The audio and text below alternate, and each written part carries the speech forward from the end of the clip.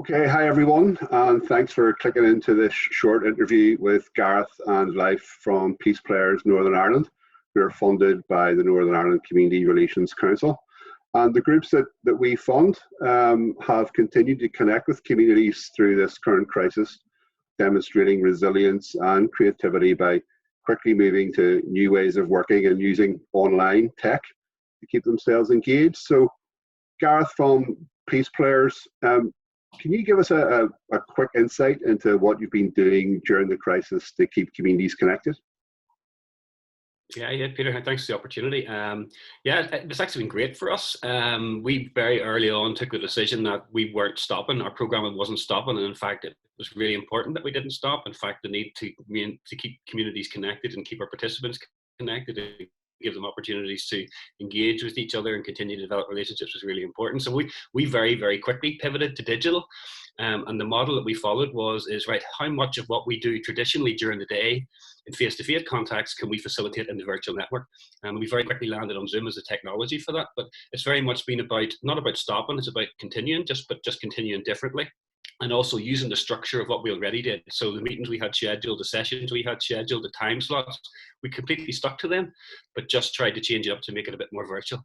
And thinking there was as well is when we transition back, that folks are still used to the usual schedule that they are in their connections with us. So I think that's sort of my opening starting point. Good job. What about the tools? Do you want to say something about the types of tools? Yeah, I would agree with all of that. It was actually pretty amazing how easily our face-to-face session format was easily transitioned into the virtual space. There is some challenge, obviously, trying to do sport at home, especially if you don't have the space or the proper equipment. But basketball is easy enough that even if you don't have a basketball, there are things that you can still do to work on your basketball skills. You could use it and replace the basketball itself with a different ball. And so the timing isn't exact. Like maybe it's an hour shorter or a half hour shorter, but really like the transition was very, very smooth from face to face to virtual in all of the programs that we facilitate. Great work, guys. And I'm just wondering then, what has worked particularly well for PeacePlayers Northern Ireland that other groups might learn from? I'll start with that one. I would say, sorry, Gareth, it's cutting you off. I would say stuff that we've already been doing, just building on that. So a lot of our groups that we connect with beforehand, we had WhatsApp groups, Facebook groups, emailing, all that stuff.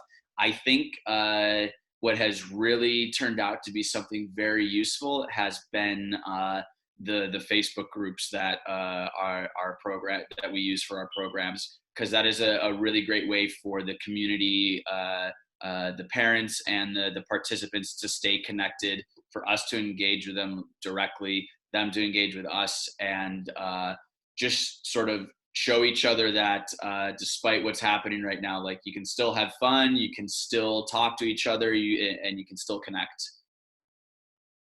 Yes, I suppose outside of the technology, just the opportunity this has presented is that it's taken our work to a new dimension. We're actually bringing PeacePlayers now into people's homes, and Life touched on it there. So if the kids don't have a basketball, they're rolling up a sock, or they're rolling up something in the house that they can use as a basketball to do the drills, but their parents are in the background.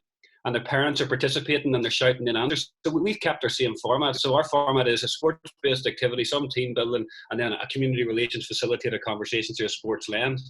We've kept that complete format. But the cool thing is, because you're in people's homes now, completely different dimension, we're engaging the parents. So we talk about Champions for Peace, and the parents are a key audience for us.